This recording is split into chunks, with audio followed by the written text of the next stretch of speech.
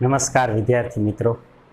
ધોરણ 11 ભૌતિક વિજ્ઞાન વિષયના 5મા પ્રકરણ કે જેનું નામ છે ગતિના નિયમો. આ ચેપ્ટરના ગયા લેક્ચરમાં આપણે છેલ્લે ન્યૂટનનો ગતિનો બીજો નિયમ અને ભણ્યા હતા. વેગમાન એની ઓળખ આપણે લીધી હતી અને ન્યૂટનનો ગતિનો બીજો નિયમ અને સમીકરણો સ્વરૂપે મેળવેલો. F બરાબર dp/dt અને F બરાબર ma. હવે આ ન્યૂટનના ગતિના બીજા નિયમની કેટલીક મહત્વની બાબતો જોઈએ. આજે આપણે ન્યૂટનના ગતિના બીજા નિયમના મહત્વના મુદ્દાઓ. ન્યૂટનના ગતિના બીજા નિયમના મહત્વના મુદ્દાઓ. ન્યૂટનના ગતિના બીજા નિયમના ગાણિતિક સમીકરણ એક F બરાબર ma અને બીજું F બરાબર dp/dt છે. બરાબર ને? આ બંને ન્યૂટનના ગતિના બીજા નિયમના સમીકરણો છે. ન્યૂટનનો ગતિના બીજા નિયમનો પહેલો મહત્વનો મુદ્દો એ છે કે ન્યૂટનનો ગતિનો બીજો નિયમ એ પ્રથમ નિયમ સાથે સુસંગત છે. ન્યૂટનનો ગતિનો બીજો નિયમ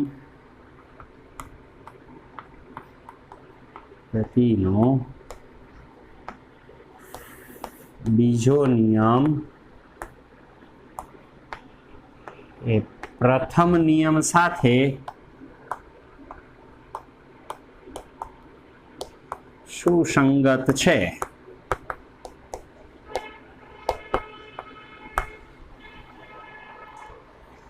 કેવી રીતે ન્યૂટનનો ગતિનો બીજો નિયમ પહેલા નિયમ સાથે કેવી રીતે સુસંગત છે? ન્યૂટનના ગતિના બીજા નિયમ મુજબ F બરાબર ma. પણ જો બાહ્ય બળ F શૂન્ય હોય તો ma બરાબર 0 થાય. તેથી પ્રવેગ દળ તો શૂન્ય હોય નહીં તો પ્રવેગ 0 મળે. અને પ્રવેગ એટલે વેગનું સમયની સાપેક્ષે વિકલન dv/dt. પ્રવેગ 0 એટલે વેગનું સમયની સાપેક્ષે વિકલન 0 અને dv/dt શૂન્ય હોય કેનું વિકલન હંમેશા શૂન્ય થાય? અચળનું. તો વેગનું વિકલન શૂન્ય છે તો વેગ સમય સાથે કેવો હશે? અચળ હશે. જે સૂચવે છે કે જો પદાર્થ પરનું પરિણામી બાહ્ય બળ શૂન્ય હોય તો પદાર્થ સંતુલિત અવસ્થામાં, સ્થિર હોય તો સ્થિર રહે, અચળ વેગથી ગતિ કરતો હોય તો અચળ વેગી ગતિ ચાલુ રાખે. આમ પદાર્થ પરનું બાહ્ય બળ શૂન્ય ત્યારે એનો વેગ અચળ. આ વાત ન્યૂટનનો ગતિનો પ્રથમ નિયમ છે જે આપણે ન્યૂટનના ગતિના બીજા નિયમ પરથી મેળવેલો છે. તેથી એમ કહી શકીએ કે ન્યૂટનનો ગતિનો બીજો નિયમ એ પ્રથમ નિયમ સાથે બંધ બેસતો છે, સુસંગત છે. બીજો નિયમ પહેલા નિયમને અનુરૂપ છે કહી શકાય.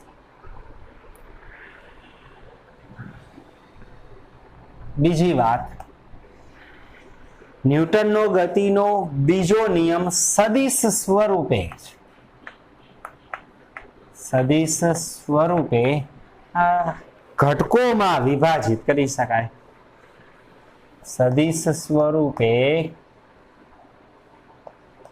ઘટકોમાં વિભાજિત કરી શકાય. આ નિયમ ન્યૂટનનો ગતિનો બીજો નિયમ સદિશ સ્વરૂપે છે, તેથી તેને ઘટકોમાં વિભાજિત કરી શકાય. સદિશ સ્વરૂપે નિયમ શું? F બરાબર dp/dt બરાબર ma. બરાબર. હવે સમજો કે બળ માત્ર x દિશામાં લાગે છે તો બળને ખાલી x ઘટક જ હોય તો બળનો x ઘટક વેગમાનના x ઘટકના ફેરફારના સમય દર જેટલો હોય અથવા દળ ગુણ્યા પ્રવેગ, તો પ્રવેગનો કયો ઘટક? x ઘટક. આમ દળ અને પ્રવેગનો x ઘટકનો ગુણાકાર બળનો x ઘટક આપે, અથવા વેગમાનના p વેગમાનના x ઘટકના ફેરફારનો સમય દર બળનો x ઘટક આપે. આ જ રીતે y ઘટક માટે fy બરાબર આમ લખી શકાય dpy by dt અથવા m to ay. આ જ રીતે z ઘટક fz બરાબર dpz by dt બરાબર m az. આમ અલગ અલગ ઘટકો સ્વરૂપે દર્શાવી શકાય. સમજો કે પદાર્થ પર બાહ્ય બળ y દિશામાં લાગે તો વેગમાનના y ફેરફાર, વેગમાનના y ઘટકના ફેરફારનો સમય દર બળનો y ઘટક આપે. દળ અને પ્રવેગનો y ઘટકનો ગુણાકાર બળનો y ઘટક આપે. ટૂંકમાં જે દિશાનું બળ છે, બળનો જે ઘટક એને અનુરૂપ વેગમાનનો એ ઘટક અને પ્રવેગનો એ ઘટક લખી શકાય. આમ ન્યૂટનના ગતિના ત્રીજા નિયમ સદિશ સ્વરૂપે છે, એને 3 ઘટકો સ્વરૂપે ત્રિપરિમાણમાં આવા અલગ અલગ દિશાના 3 ઘટકો સ્વરૂપે આમ લખી શકાય. જો પદાર્થ ઉપર માત્ર x દિશામાં જ બળ લાગતું હોય તો y અને z ઘટક 0 હોય, તો y અને z દિશાના વેગમાનનો ફેરફાર 0, તો y અને z દિશાના પ્રવેગ 0 હોય. સમજાય? બળ કોઈ x y z એક પરિમાણમાં હોય તો અન્ય ઘટકો શૂન્ય મળે. બળ દ્વિપરિમાણમાં હોય 2 ઘટક મળે. બળ ત્રિપરિમાણમાં હોય તો 3 ઘટકો આ રીતે મળે. વેગમાનના x ઘટકનું સમયની સાપેક્ષે વિકલન બળનો x ઘટક આપે. વેગમાનના y ઘટકનું સમયની સાપેક્ષે વિકલન બળનો y ઘટક આપે. વેગમાનના z ઘટકનું સમયની સાપેક્ષે વિકલન બળનો z ઘટક આપે છે. દળ અને પ્રવેગ બળ આપે, પણ દળ ગુણ્યા પ્રવેગનો x ઘટક કરો ને તો માત્ર બળનો x ઘટક મળે. દળ ગુણ્યા પ્રવેગનો y ઘટક બળનો y ઘટક આપે. દળ ગુણ્યા પ્રવેગનો z ઘટક એ બળનો z ઘટક આપે છે. ત્રીજી મહત્વની વાત, ન્યૂટનનો ગતિનો આ બીજો નિયમ એ એકાકી કણ માટે છે. એકાંકી કણ માટે લાગે છે. એટલે f બરાબર ma અને f બરાબર dp by dt આ સૂત્રમાં બળ જે કણ ઉપર લાગતું હોય એ કણના વેગમાનનો ફેરફારનો સમય દર બરાબર બળ થાય. બરાબર? એટલે જે કણ પર બળ લાગે છે એ કણના વેગમાનના ફેરફારનો સમય દર, એ કણનો પ્રવેગ આ સૂત્ર પરથી મળે. f બરાબર ma પરથી પ્રવેગ મળે એ બરાબર f ના છેદમાં m, તો એ જે કણ ઉપર બળ લાગે છે ને એ કણનો જ પ્રવેગ મળે, બાજુવાળા કણનો પ્રવેગ ન મળે. બરાબર? જે કણ ઉપર બળ લાગે છે એ કણનો જ પ્રવેગ આ સમીકરણ પરથી મળે ને જ કણના વેગમાનનો ફેરફાર f બરાબર dp by dt પરથી મળે. આગળ આપણે કણોના તંત્રનું યંત્રશાસ્ત્ર ભણશું. એમાં જોશું કે કણોના દ્રઢ પદાર્થોને એ ઘણા બધા કણોનું તંત્ર કહી શકાય. તો આવા દ્રઢ પદાર્થો માટે કણોના તંત્રના કિસ્સામાં પણ આ જ વાત સાચી ઠરે છે. ત્યાં બળ બરાબર દળ ગુણ્યા પ્રવેગ, આ બળ પરિણામી બાહ્ય બળ છે અને પ્રવેગ એ કણોના તંત્રના દ્રવ્યમાન કેન્દ્રનો પ્રવેગ હોય છે. દ્રવ્યમાન કેન્દ્ર શું એ આગળ આપણે ચેપ્ટરમાં ભણશું. ટૂંકમાં આ નિયમ એકાકી કણ માટે જે કણ ઉપર, સમજો કે એક ટેબલ ઉપર 4 દડાઓ પડેલા છે, એમાંથી કોઈ એકના પરનું બળ લગાડીએ આપણે, 4 માંથી કોઈ એક ઉપર બળ લગાડીએ તો ઈ બળ વડે એ દડાનો જ પ્રવેગ મળે, બીજાનો નહીં. સમજાય? જેના ઉપર બળ લાગે છે એના જ પ્રવેગ f બરાબર ma પરથી મળે, એના જ વેગમાનનો ફેરફાર આ સૂત્ર પરથી મળે. કહેવાનો અર્થ જે પદાર્થ કે જે કણ ઉપર બળ લાગે એ જ કણ કે પદાર્થનો પ્રવેગ અને વેગમાનનો ફેરફાર આ ન્યૂટનના ગતિના બીજા નિયમ પરથી મળે છે. તેથી એકાકી કણ માટે લાગે છે. કણોના તંત્ર માટે દ્રઢ પદાર્થોના કિસ્સામાં લાગુ પાડી શકાય. ચોથી મહત્વની વાત, જે સમયે બળ લાગે છે એ સમયગાળા દરમિયાનનો જ પ્રવેગ મળે. એ આગળની કે એના પછીની ક્ષણે બળ પરથી પ્રવેગ મળે નહીં. F બરાબર ma મુજબ બળ જે સમય માટે લાગે છે તે સમયે જ F બરાબર ma પરથી પ્રવેગ મળે. એનાથી અગાઉની ક્ષણે બળ લાગતું હોય ને આ ક્ષણે ઈ બળ વડે પ્રવેગ મેળવો તો ખોટી વાત છે. અત્યારે સમજો કે ચોક ઉપર કોઈ બળ લાગતું નથી તો અત્યારે પ્રવેગ 0 કહેવાય. અત્યારનો પ્રવેગ મેળવવા આના પહેલાની ક્ષણે ચોક ઉપર કંઈક બળ લાગતું હતું એની બળની મદદ વડે પ્રવેગ ગણો તો ચાલે નહીં. જે ક્ષણે બળ લાગે એ જ ક્ષણે પ્રવેગ F બરાબર ma પરથી મળે. તત્કાલીન તે જ ક્ષણનો પ્રવેગ મળે. બળ 0 થાય કે તેવો તત્કાલીન પ્રવેગ 0 થઈ જાય. સમજો કે એક ટ્રેન છે એ ગતિ કરે છે.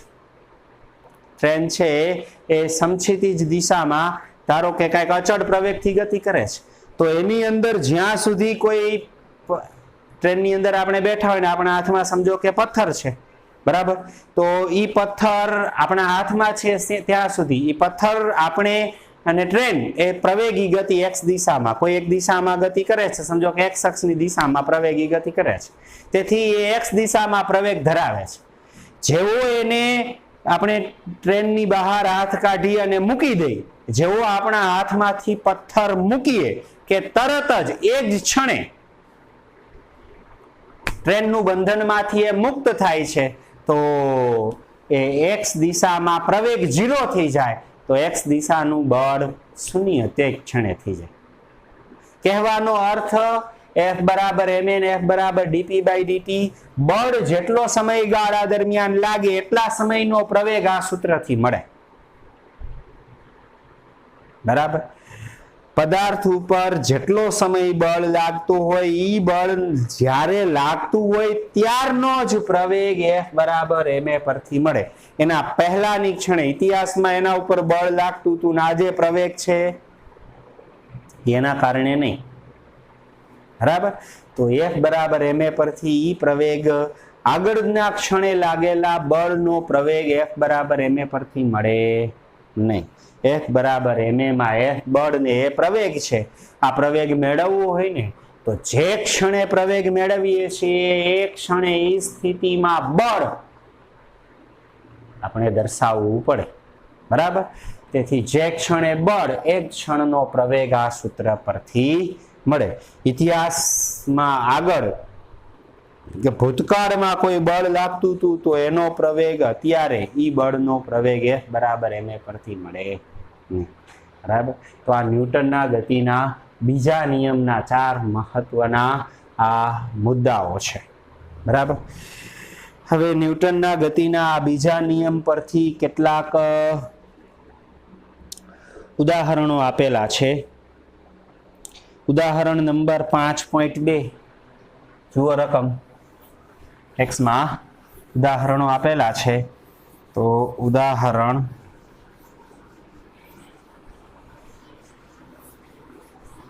5.2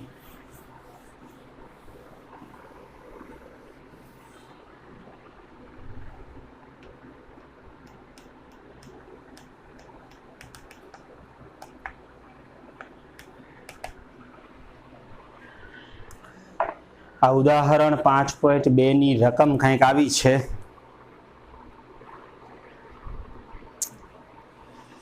0.04 કિલોગ્રામ દળ ધરાવતી અને 90 મીટર પર સેકન્ડની ઝડપથી ગતિ કરતી એક બુલેટ ગોળીનું દળ 0.04 કિલોગ્રામ આપેલું છે. ઝડપ 90 મીટર પર સેકન્ડ ઝડપથી ગતિ કરે છે.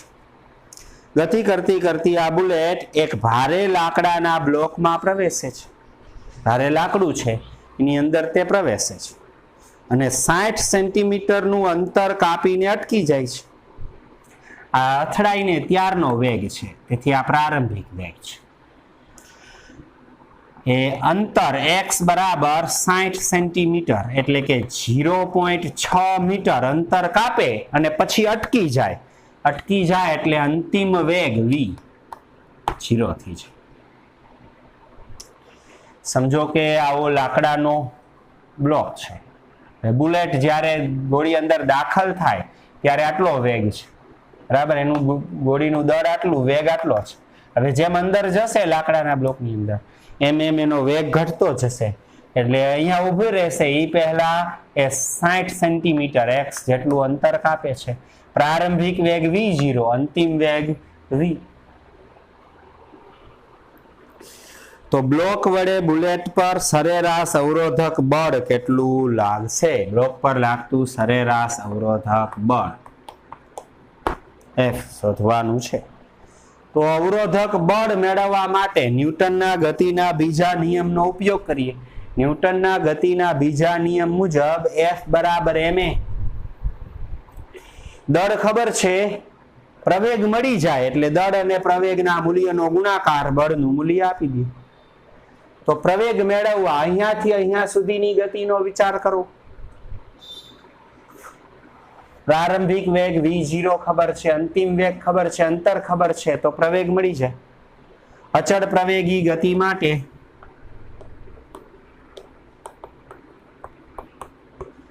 સમીકરણ v² - v0² બરાબર 2ax. તો v અંતિમ વેગ, અંતે તો સ્થિર થાય 0 નો વર્ગ 0 માઇનસ v0 પ્રારંભિક વેગ 90 એનો વર્ગ બરાબર 2. એ પ્રવેગ શોધવો છે, ખબર નથી કેટલો છે. x અંતર 0.6.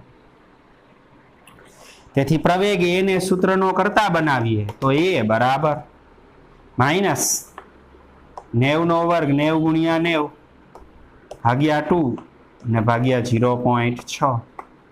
તો પ્રવેગ એ બરાબર સાદુરૂપ આપીએ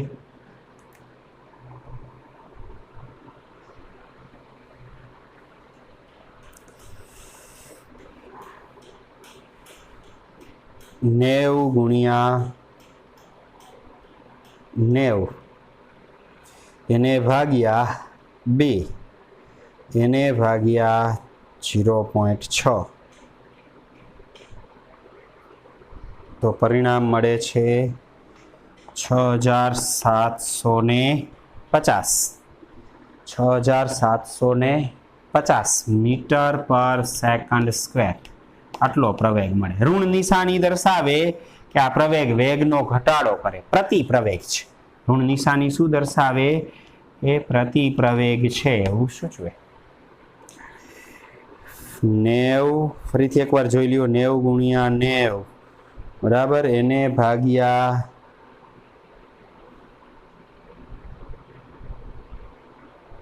2 અને ભાગ્યા 0.6. 6750 આટલા મીટર પર સેકન્ડ વર્ગ જેટલો પ્રવેગ લાગે છે. બરાબર. ઋણ નિશાની વેગનો ઘટાડો એટલે કે પ્રતિ પ્રવેગ સૂચવે છે. હવે બળ ન્યૂટનના ગતિના બીજા નિયમ મુજબ F બરાબર ma. દળ 0.04 કિલોગ્રામ અને પ્રવેગ 6750 માઇનસ. તેથી બળ માઇનસ ઋણ નિશાની ગતિની વિરુદ્ધ દિશાનું અવરોધક બળ સૂચવે 6750 ગુણ્યા 0.04. તો બળ 270 ન્યૂટન લાગે.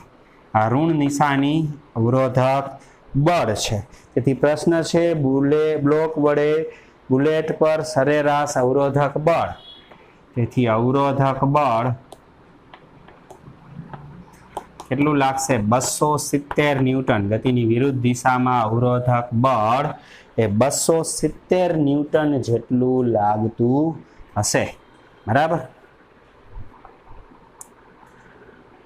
સરેરાશ અવરોધક બળ 270 ન્યૂટન જેટલું બળ લાગશે અહીંયાથી ગતિ દરમિયાન આ ગોળી છે સ્થિર બુલેટ સ્થિર થાય છે વેગ ઘટાડે છે તો એ દરમિયાન બળ લાગશે આ બળ આ ગાળા દરમિયાનનો આ પ્રવેગ અચળ ગણીએ તો અચળ પ્રવેગ પરથી આ સરેરાશ અવરોધક બળ અચળ આટલું બળ લાગતું હશે આ ઉદાહરણ 5.2 છે બરાબર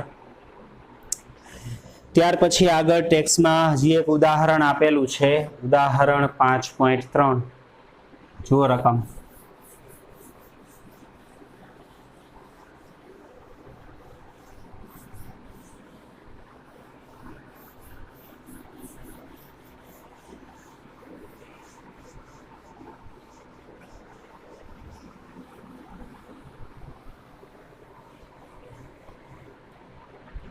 ઉદાહરણ 5.3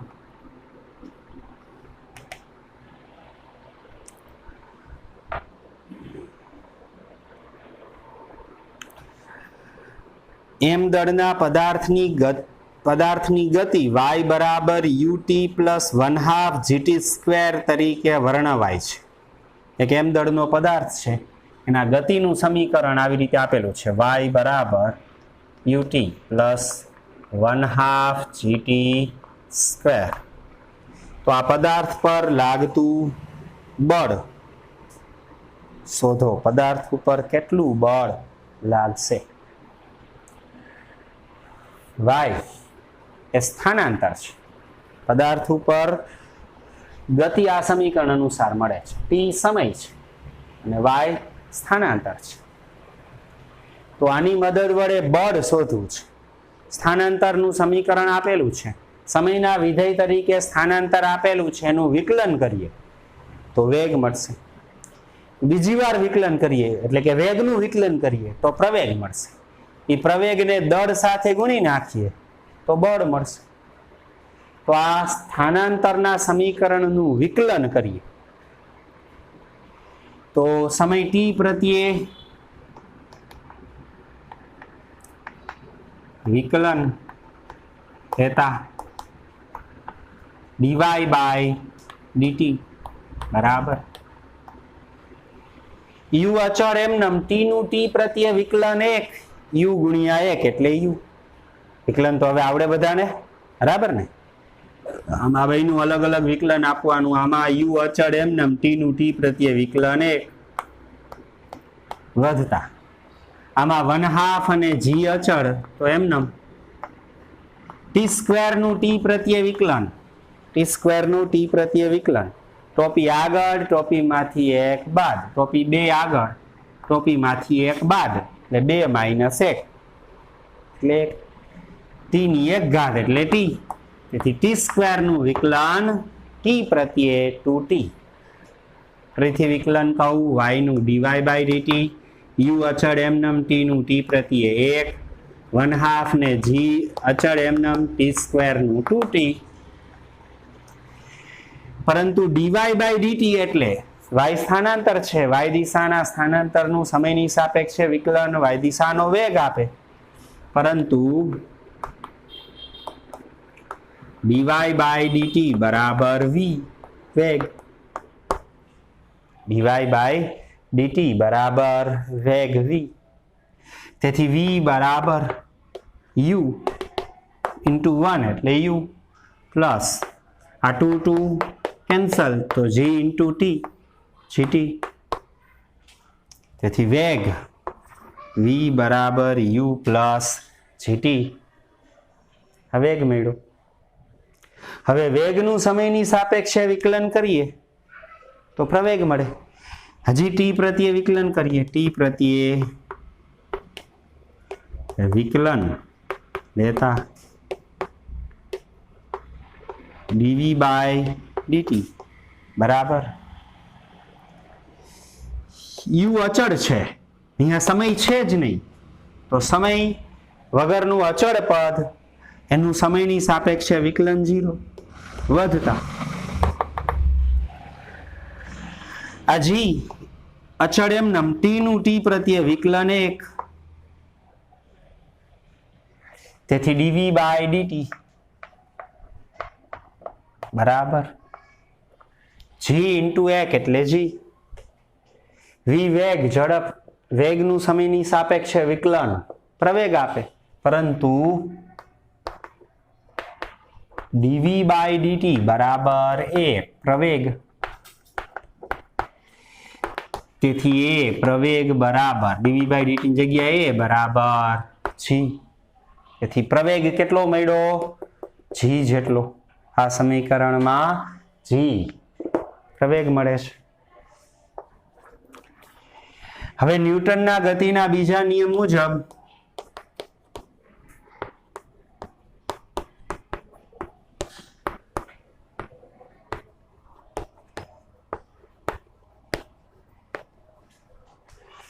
F બરાબર ma, ન્યૂટનના ગતિના બીજા નિયમ મુજબ F બરાબર ma, તેથી બળ F બરાબર દળ m ગુણ્યા પ્રવેગ. દળ રકમમાં m દળનું જ કીધું છે, m દળના પદાર્થ માટે, પદાર્થનું દળ m અને પ્રવેગ a, એની જગ્યાએ કેટલું? g. આમ પદાર્થ પર લાગતું બળ કેટલું હશે? F બરાબર mg. તેથી આ ગુરુત્વાકર્ષણ બળની અસર હેઠળ પદાર્થની આ ગતિનું સમીકરણ હશે. આ સમીકરણ આટલું બળ આપે છે, F બરાબર mg વજન બળ અથવા ગુરુત્વાકર્ષણ બળ છે. તેથી આ સમીકરણ એ પદાર્થની ગુરુત્વાકર્ષણ બળની અસર હેઠળ પદાર્થની ગતિ એનો વિચાર આપે છે. તો આ ઉદાહરણ 5.3.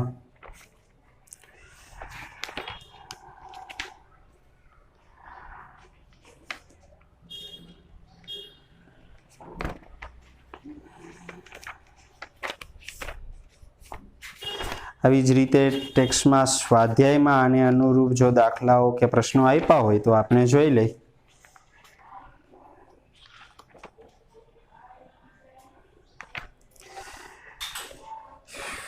સ્વાધ્યાયમાં પ્રશ્ન નંબર 5.1, નીચેના કિસ્સાઓમાં લાગતા પરિણામી બળના માન અને દિશા જણાવો. સ્વાધ્યાય 5.1.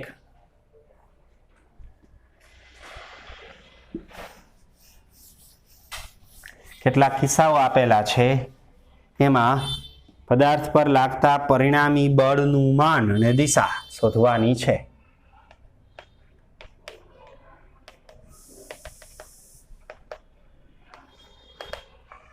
પહેલું,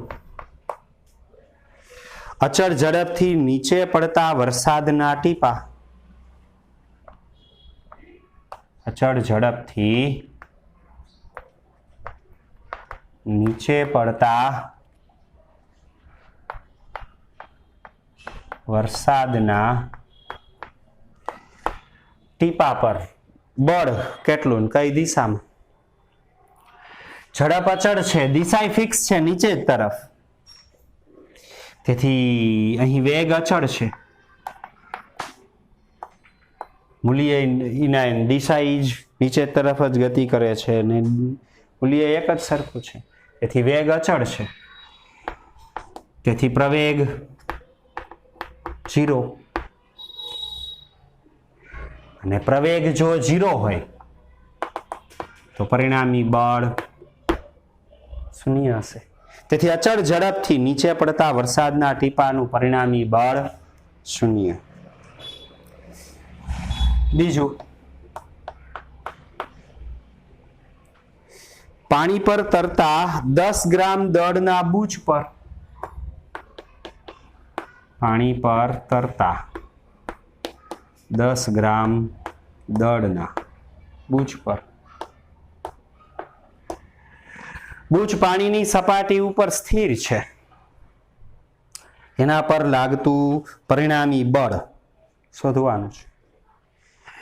હવે પાણી પર 10 ગ્રામ દળનું બુચ છે એ પાણીની સપાટી ઉપર તરે છે, એટલે કે પાણીની સપાટી ઉપર જ રહે છે, તો સ્થિર છે, તો બાહ્ય બળ જ પરિણામી બાહ્ય બળ શૂન્ય હશે.